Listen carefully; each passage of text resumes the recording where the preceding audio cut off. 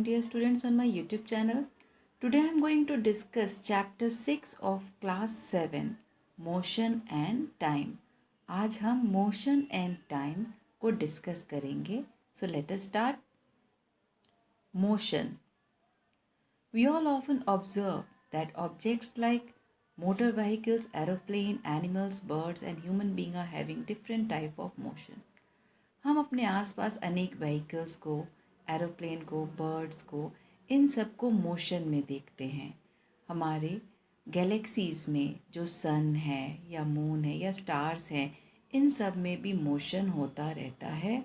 Different type का motion होता रहता है.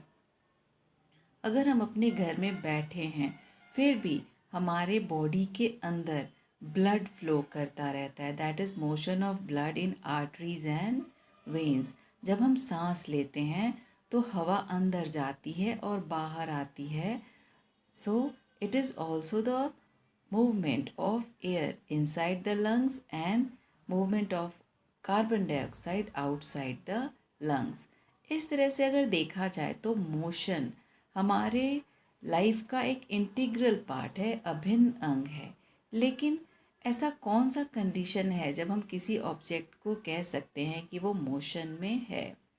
An object is said to be in motion if its position with respect to its immediate surrounding changes with time. अगर किसी भी object का पोजीशन, इमीडिएट पोजीशन यानी उसके आसपास का जो सराउंडिंग है, अगर वो समय के साथ चेंज हो रहा है तो वो ऑब्जेक्ट मोशन में है.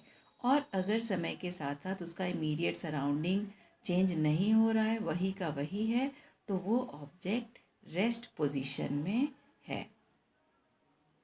All motions are relative. सारे मोशंस रिलेटिव होते हैं. इसका क्या मतलब है? कभी आपने देखा होगा कि अगर आप बस में बैठे हुए हैं और भी पैसेंजर्स बैठे हुए होते हैं, वो सभी आपके रिस्पेक्ट में रेस्ट पे होते हैं, वो मूव नहीं कर रहे होते. लेकिन अगर बस चल रही हो तो जो ऑब्जर्वर सड़क पे खड़े हैं उनके रिस्पेक्ट में आप मोशन में हैं. आप एक स्थान से दूसरे स्थान पे जा रहे हैं, आपका सराउंडिंग चेंज हो रहा होता है. इसी तरह से अगर ट्रेन्स का एग्जांपल लें, अगर एक प्लेटफॉर्म पे दोनों तरफ ट्रेन्स लगी हों और अचानक हमें ऐसा एहसास होता है कि हमारी ट्रेन चलने लगी. जब हम ध्यान देते हैं तो हमें पता चलता है कि हमारी ट्रेन नहीं, सामने वाली ट्रेन चल रही होती है. फिर भी हमें ऐसा एहसास होता है कि जैसे हमारी ट्रेन मूव कर रही है. इसका कारण यही है कि हम मोशन को रिलेट करके देखते हैं. अगर आसपास का सराउंडिंग चेंज होने लगता है तो हमें लगता है कि we are moving, the body is in motion. The decision about the given object state of rest or motion depends very much on the observer and the surrounding chosen. Do you know? We often think of motion when the position of an object changes with time. अक्सर हम किसी object का position अगर समय के साथ change होता है तो हम कहते हैं कि वो ऑब्जेक्ट मोशन में है. लेकिन कुछ ऐसी भी चीज़ें हैं जिसका जो मोशन करते हुए नज़र नहीं आती हैं. फॉर एग्ज़ाम्पल एयर अगर मूव कर रहा है, मोशन में है, हवा बह रही है, तो हमें हवा नज़र नहीं आती है बिकॉज एयर इज़ इनविजिबल. लेकिन उसके मोशन को हम समझ सकते हैं जब हम देखते हैं कि पेड़ों के पत्ते हिलने लगते हैं, रस्सी पर टंगे कपड़े झूलने लगते हैं, तो उससे हमें पता चलता है कि the air is moving, the wind is blowing. और इसका एग्ज़ाम्पल एक और है, जैसे कि अर्थ हमारा मूव कर रहा है लेकिन इसके मोशन को हम देख नहीं सकते. इसके मोशन को हम कैसे जान पाते हैं? जब हम सनराइज़ एंड सनसेट को देखते हैं, ये बार बार चेंज होता रहता है, रेगुलरिटीज़ में मेंटेन होती है, तो इससे हमें पता चलता है कि अर्थ हमारा मूव कर रहा है, जिसके कारण डे एंड नाइट होते हैं. We have already discussed in class 6 that objects may move in a straight line or may follow a circular or curved path. बहुत सारे ऑब्जेक्ट स्ट्रेट लाइन में मूव करते हैं, कुछ कर्व पाथ पे move करते हैं, कुछ ऑब्जेक्ट सर्कुलर पाथ पे मूव करते हैं और कुछ ऑब्जेक्ट अपने ही स्थान पर रोटेट करते हैं, कुछ ऑसिलेट करते हैं और कुछ वाइब्रेट भी करते हैं. Here is an activity 1. Let us recall different kinds of motions. Complete the table below by giving some examples of each type of motion. हर टाइप के मोशन के एग्जाम्पल आपको देने हैं. The first one is linear motion. Linear motion के example में आप दे सकते हैं the movement of a car on a straight road. सीधी सड़क पे अगर कार मूव कर रही है, that is linear motion. Circular motion, अगर कोई ऑब्जेक्ट सर्कुलर पाथ को पे मूव करता है तो हम उसको सर्कुलर मोशन कहते हैं. इसका एग्जाम्पल हम दे सकते हैं कि सपोज़ एक स्ट्रिंग में, एक रस्सी में अगर हम छोटे से बॉल को बांध दें और उसे अपने हाथों में पकड़कर गोल गोल घुमाएं तो उस बॉल का मूवमेंट सर्कुलर पाथ को गेन करता है. पीरियोडिक मोशन, पीरियोडिक मोशन उस मोशन को कहते हैं जो इक्वल इंटरवल्स पे रिपीट करता है. इसका बहुत ही अच्छा एग्जाम्पल है the movement of hands of a clock, because वो सही समय पर अपने मोशन को रिपीट करते हैं. ऑसिलेटरी मोशन, ऑसिलेटरी मोशंस ऐसे मोशन को कहते हैं जो टू एंड फ्रो होता है, जैसे आगे और पीछे की तरफ मूव करता है, जैसे कि motion of a pendulum. Rotational motion, अगर कोई चीज़ अपने ही स्थान पर घूमती रहती है तो उसको रोटेशनल मोशन कहते हैं. इसका एग्जाम्पल हम दे सकते हैं the movement of sun at its own axis, क्योंकि हमारा सन जो है ये अपने ही एक्सिस पर रोटेट करता रहता है. Now we will study about motion along a straight line. The simplest type of motion is motion along a straight line, linear motion. हम अपने आसपास बहुत तरह के मोशन देखते हैं, लेकिन सबसे सिंपलेस्ट मोशन वो होता है जो लीनियर होता है. स्ट्रेट लाइन में अगर कोई ऑब्जेक्ट मूव करता है तो उसे हम लीनियर मोशन कहते हैं. इसका एग्जाम्पल है कि अगर कोई ट्रेन अपने स्ट्रेट ट्रैक पे चल रही है या पेड़ से कोई एप्पल नीचे गिरता है, आप देखते होंगे वो एक स्ट्रेट पाथ को फॉलो करता है, या फिर अगर कोई कार स्ट्रेट रोड पे मूव कर रही है तो इस तरह के मोशन को हम मोशन इन स्ट्रेट लाइन का एग्जाम्पल मान सकते हैं. And we call such type of motion as rectilinear और simply as a linear motion. ऐसा मोशन जो स्ट्रेट लाइन में या नियरली स्ट्रेट लाइन में होता है उसे लीनियर मोशन कहते हैं या रेक्टिलिनियर मोशन कहते हैं. Describing straight line motion, straight line motion को यहाँ डिस्क्राइब किया गया है. आप इस फिगर को देखिए, इसमें आप देखिए कि ज़ीरो पे ये जो कार है ये रेस्ट पे है, रुका हुआ है, यहाँ से ये मूव करना शुरू करता है और टाइम भी दिया गया है. फर्स्ट 10 मिनट में ये कार 10 मिनट्स ट्रैवल करती है और उसके बाद के 10 मिनट्स में वो 60 से 80 मीटर तक जाती है, यानी कि 80 माइनस 60 20 किलोमीटर्स ही ट्रैवल कर पाती है. तो सेकेंड 10 मिनट्स में इसका स्पीड जो है स्लो हो जाता है. उसके बाद वाले 10 मिनट्स में आप देखेंगे 120 मीटर तक ये कार पहुंच जाती है. तो 120 metre minus 80 metre equal to what is equal to 40 metres.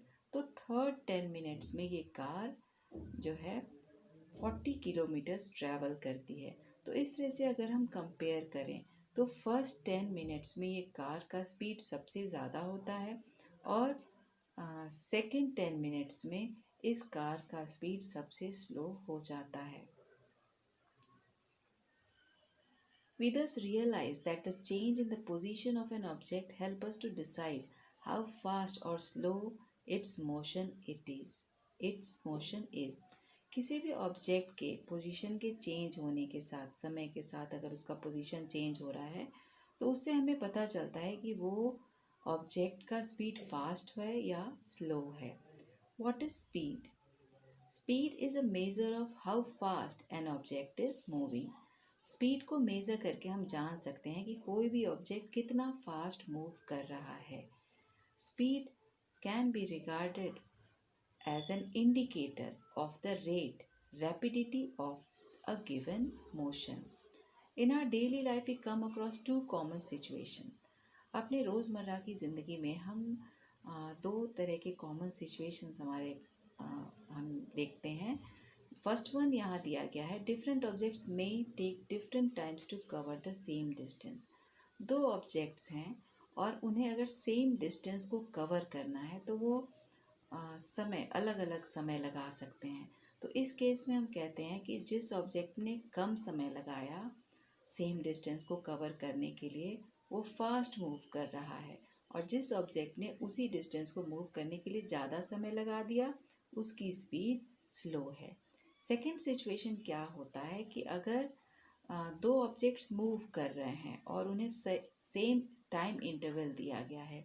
एक ऑब्जेक्ट ज़्यादा डिस्टेंस कवर कर लेता है उसी टाइम इंटरवल में, और दूसरा ऑब्जेक्ट उसी टाइम इंटरवल में कम डिस्टेंस को कवर कर पाता है।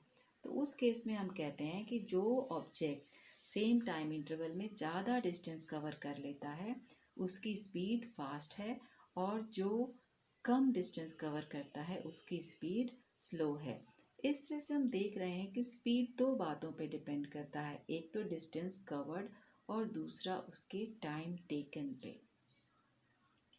The most convenient way to find out which of the two or more object is moving faster is to compare the distance covered by them in unit time। सबसे आसान तरीका क्या है? दो ऑब्जेक्ट्स के स्पीड को कंपेयर करने का सबसे आसान तरीका ये है कि वो कितना डिस्टेंस कवर करते हैं यूनिट टाइम में, इसको कंपेयर किया जाए। यहाँ एक एग्जांपल दिया गया है जिसमें कार ए का स्पीड है 30 किलोमीटर पर आवर, यानी कि कार ए 1 आवर में 30 किलोमीटर्स कवर करता है और कार बी 1 आवर में 50 किलोमीटर्स को कवर करता है। तो इस कंडीशन में हम कह सकते हैं कि कार बी की स्पीड ज़्यादा है, it is moving faster because it can cover 50 kilometers in 1 hour। We state the relationship between these physical quantities as speed equal to distance per unit time। Speed is equal to distance per unit time, or you can say speed equal to distance divided by time। ये speed निकालने का formula है, इसको use करके आप speed निकाल सकते हैं। The basic unit, SI unit of speed is meter per second। अब ये SI यूनिट क्या है? SI unit is international system of units. ये ऐसे यूनिट्स होते हैं जिसकी मान्यता पूरे वर्ल्ड में होती है। तो स्पीड का SI यूनिट मीटर पर सेकेंड है। हालांकि स्पीड को दूसरे यूनिट्स में भी मापा जा सकता है, जैसे कि किलोमीटर पर आवर या मीटर पर मिनट, लेकिन इसका SI यूनिट मीटर पर सेकेंड है। यहाँ एक एग्जाम्पल दिया गया है। Suppose on an educational trip you have traveled a total distance of 440 kilometer and your trip took 8 hours। यहाँ total distance covered and total time taken दिया हुआ है। तो आपका एवरेज स्पीड क्या होगा? आपका एवरेज स्पीड होगा distance divided by time, that is 55 kilometre per hour. रास्ते में हो सकता है कि कभी ट्रैफिक के कारण आपकी कार का स्पीड कम हुआ हो, या फिर कभी कहीं आप किसी कारण से रुके हों, लेकिन एवरेज स्पीड जो है ये आपका बताता है ये formula, that is 55 kilometre in 1 hour. We now understand that an object moves, its speeds can go on changing. अब हम समझ सकते हैं कि कोई भी ऑब्जेक्ट जब मूव करता है तो उसका स्पीड चेंज होता रह सकता है। We therefore often describe the motion of an object in terms of its average speed। इसलिए हम ऑब्जेक्ट्स के मोशन को उसके एवरेज स्पीड से डिस्क्राइब करते हैं, और एवरेज स्पीड का फॉर्मूला होता है total distance covered divided by total time taken. Comparison of speed, यहाँ कुछ चीज़ों का स्पीड दिया गया है, आप इसको देख सकते हैं। Speed of light in air is 3 into 10 to the power 8 meter per second। Speed of sound in air is 340 meter per second at room temperature। Speed of Earth's motion is 440 meter per second, and the other speeds you can also see। Do you know the speedometers of vehicles directly record the speed at the given in kilometre per hour. आपने देखा होगा vehicles में speedometer लगा होता है, यह उसका instantaneous speed बताता है, यानी कि जब हम देख रहे हैं उस समय वो व्हीकल किस स्पीड से चल रहा है ये उसको दिखाता है। अगर किसी व्हीकल का एवरेज स्पीड और इंस्टेंटेनियस स्पीड सेम हो तो हम कह सकते हैं कि वो ऑब्जेक्ट यूनिफॉर्म मोशन में मूव कर रहा है। अब ये uniform and non uniform motion क्या होता है, आइए देखते हैं कि ये क्या है, इसको समझने की कोशिश करते हैं। सपोज कि कोई कार ट्रैवल कर रहा है, ये फर्स्ट आवर में 30 किलोमीटर ट्रैवल करता है, सेकेंड आवर में 30 किलोमीटर ट्रैवल करता है और थर्ड आवर में भी 30 किलोमीटर ट्रैवल करता है। तो इस तरह से हम देखते हैं कि सेम टाइम इंटरवल में ये कार जो है ये सेम डिस्टेंस कवर करती है। तो इस तरह के मोशन को यूनिफॉर्म मोशन कहते हैं। An object is said to be in uniform motion if it moves along a straight path and covers equal distances in equal interval of time। अगर कोई ऑब्जेक्ट इक्वल इंटरवल्स में equal distance cover करता है along a straight path तो उस तरह के motion को यूनिफॉर्म मोशन कहते हैं। लेकिन कई बार ऐसा होता है कि कई बार रोड पतले होते हैं, ट्रैफिक जैम हो जाता है जिसके कारण स्पीड कम और ज़्यादा होती रहती है। तो ऐसे व्हीकल्स जिसका स्पीड चेंज होता रहता है उसको कह सकते हैं कि उसका मोशन नॉन यूनिफॉर्म है। अलग अलग टाइम इंटरवल्स में वो अलग अलग डिस्टेंस को ट्रैवल करता है। The motion of a car is also regarded as non uniform if it does not move along a straight path. अगर कोई कार स्ट्रेट पाथ पे मूव नहीं कर रही है तो उस तरह के मोशन को भी हम नॉन यूनिफॉर्म मोशन कहते हैं। अगर कोई मोशन कांस्टेंट स्पीड से हो रहा है और स्ट्रेट पाथ पे है तभी उस मोशन को हम यूनिफॉर्म मोशन कह सकते हैं। Here is an activity. यहाँ एक एक्टिविटी देखिए, यहाँ कुछ टाइम इंटरवल्स दिए हुए हैं जो 5-5 मिनट्स का है, जैसे 9 AM, 9:05 AM, 9:10 AM और उसके बाद कार का पोजीशन दिया गया है first case and second case में। फर्स्ट केस में 0 किलोमीटर फर्स्ट मिनट से जब ये स्टार्ट होता है व्हीकल और उसके बाद फर्स्ट 5 मिनट्स में 5 किलोमीटर्स, सेकेंड 5 किलोमीटर्स में भी 5 किलोमीटर्स और इस तरह से ये फर्स्ट कार ट्रैवल कर रही है। सेकेंड कार जो है उसका जो डिस्टेंस कवर्ड है ये अलग अलग है। फर्स्ट 5 मिनट्स में 4 किलोमीटर्स, सेकेंड में it is 6 - 4 that is 2 kilometres. तो इस तरह से आप देख सकते हैं और समझ सकते हैं कि कौन सा व्हीकल जो है यूनिफॉर्म मोशन में है।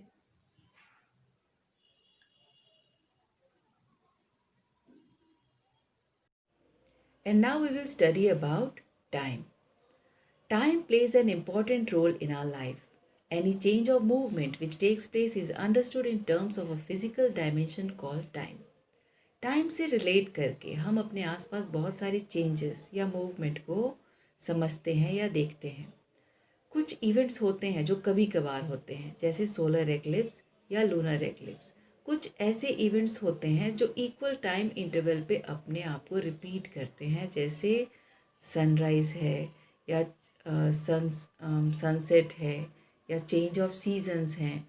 आप देखते होंगे कि ये इक्वल समय पे अपने आप को रिपीट करते हैं। तो इस तरह के इवेंट्स को हम पीरियोडिक इवेंट्स कहते हैं। वन सनराइज से नेक्स्ट सनराइज के बीच के समय को हम वन डे कहते हैं और जिस टाइम इंटरवल में अर्थ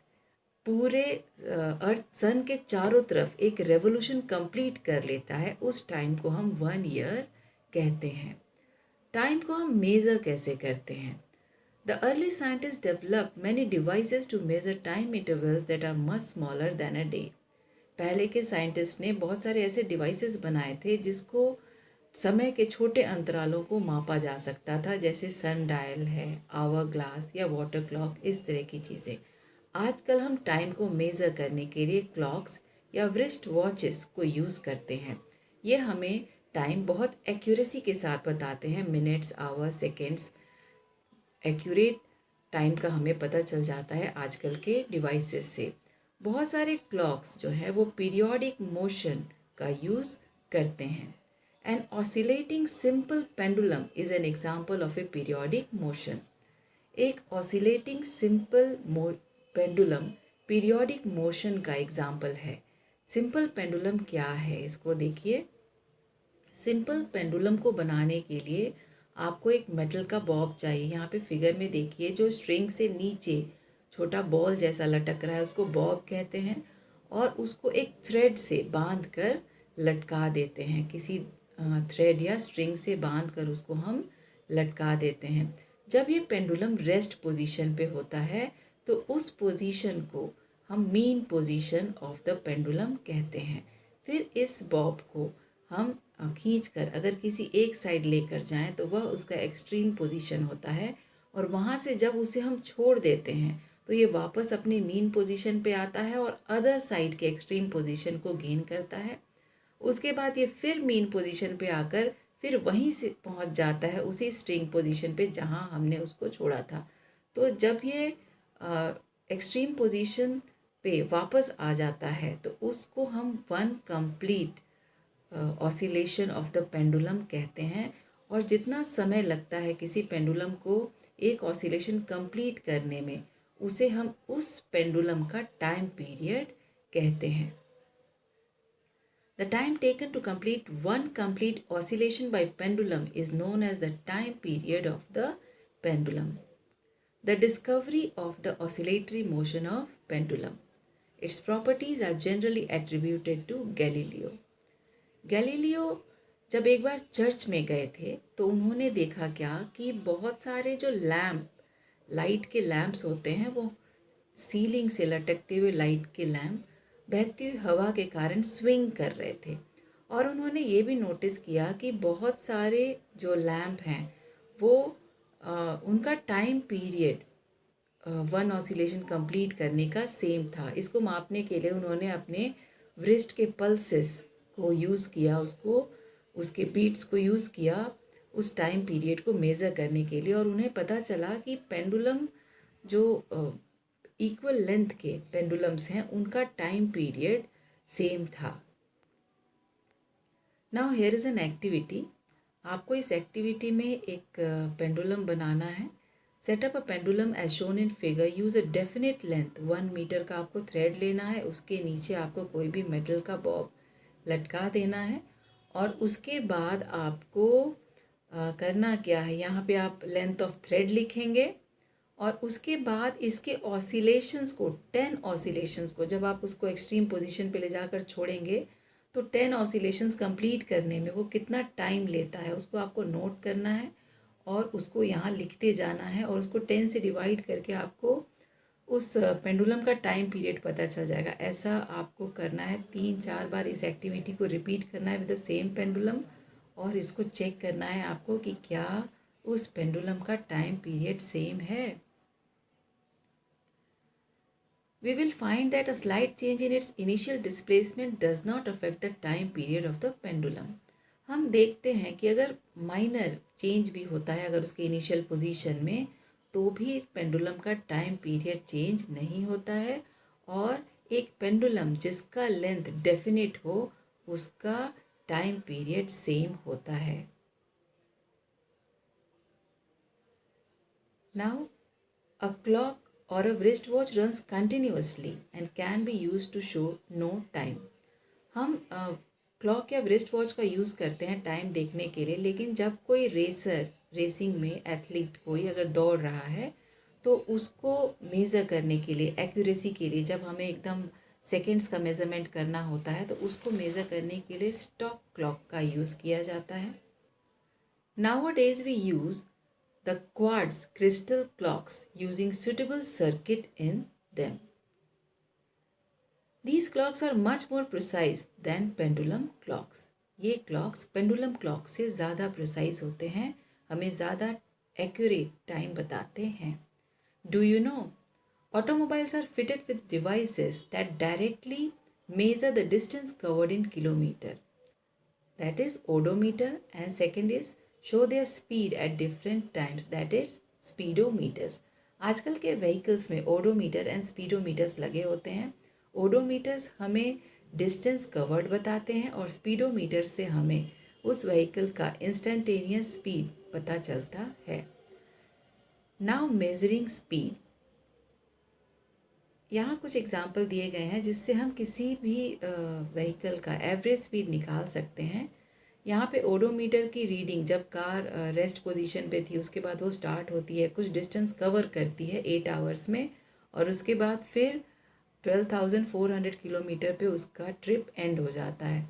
तो डिस्टेंस निकालने के लिए हम फाइनल रीडिंग में से इनिशियल रीडिंग को सब्ट्रैक्ट करते हैं तो हमें डिस्टेंस पता चल जाता है और जब टाइम टेकन से उसको हम डिवाइड कर देते हैं तो हमें एवरेज स्पीड पता चल जाता है उस व्हीकल का।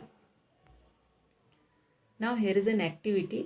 इस एक्टिविटी में एक इंक्लाइंड प्लेन, ऐसा तिरछा प्लेन लगाकर और कुछ चीज़ें जैसे टॉय कार है, प्लास्टिक बॉल है या ग्लास का बॉल है, टेनिस बॉल है, इसको रोल किया जा रहा है ऊपर से नीचे और वो कितना टाइम लेता है इसको आपको लिख लेना है दिए गए टेबल में कि कोई ऑब्जेक्ट है, डिस्टेंस कवर्ड, उस इंक्लाइंड प्लेन का आपको डिस्टेंस मेज़र कर लेना है, कितना समय लगता है और उसकी एवरेज स्पीड क्या है आपको निकालना है डिफरेंट ऑब्जेक्ट्स का।